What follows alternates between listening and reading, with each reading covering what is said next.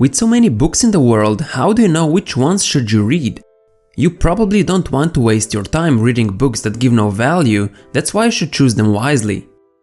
In today's video, I want to talk about 5 books I read which had a huge impact on my life. These are the books I think everyone should read at least once, and if you're like me, you will be rereading them once a year.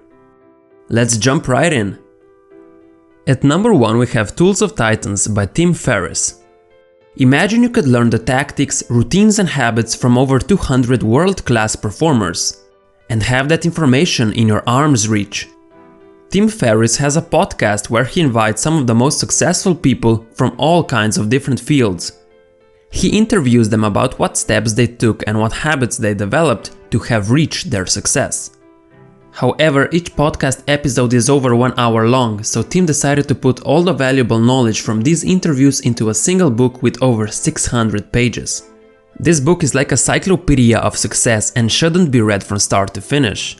Instead, it is encouraged that you start where you want to start. Want to build a business or learn how to create more wealth?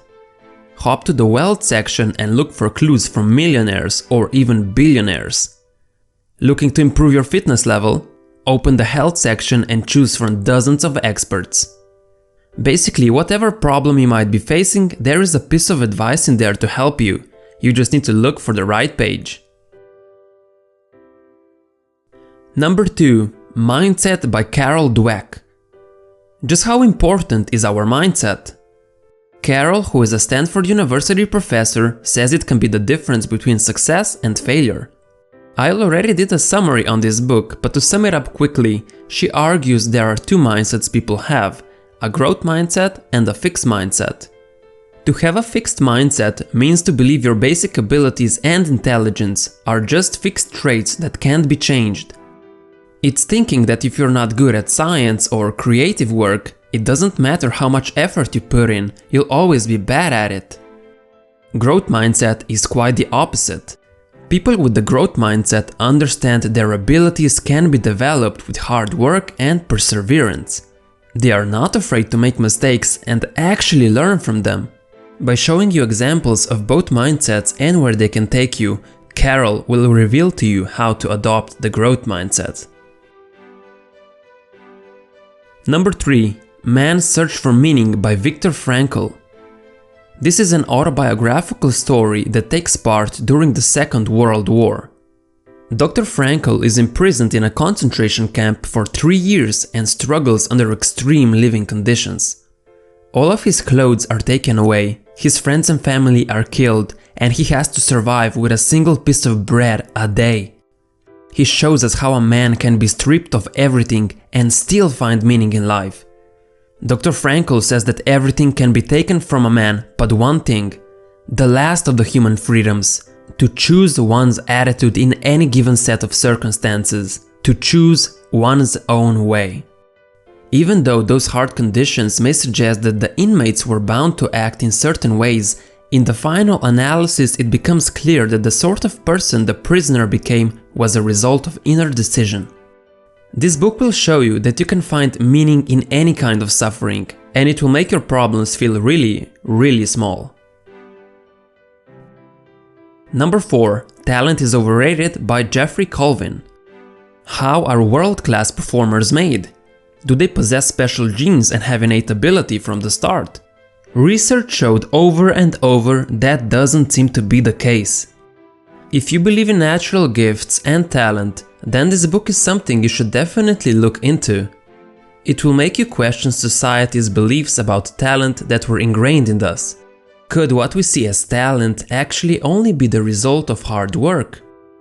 The book takes a look at child prodigies and world's top performers, drawing a conclusion that world's class performance comes only after years of practice. It also shows us that not all practice is equal, and that hard work isn't all that it takes. Instead, it explains a concept called deliberate practice and shows us how to properly improve. No matter what society tells you, we are not born with special talents. However, if you put your mind to it and use the principles of deliberate practice, you can cultivate your skills and become one of those so-called talented people. Number 5. Quiet by Susan Cain. Susan demonstrates that Western culture is dominated by the extrovert ideal. The ideal self is a social alpha that craves the spotlight, and these values are reflected in our schools and workplaces.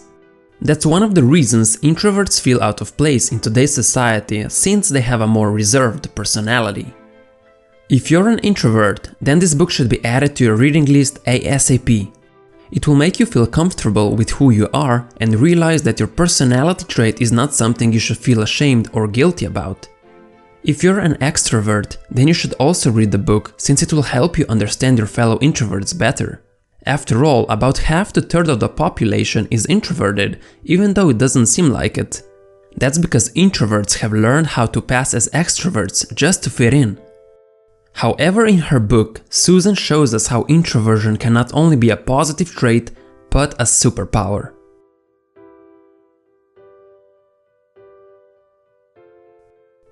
Thanks for watching. I'd like to hear which books changed your life and helped you grow as a person, and which of them would you suggest to other people? Feel free to post your suggestions in the comments below. Together we'll become better than yesterday.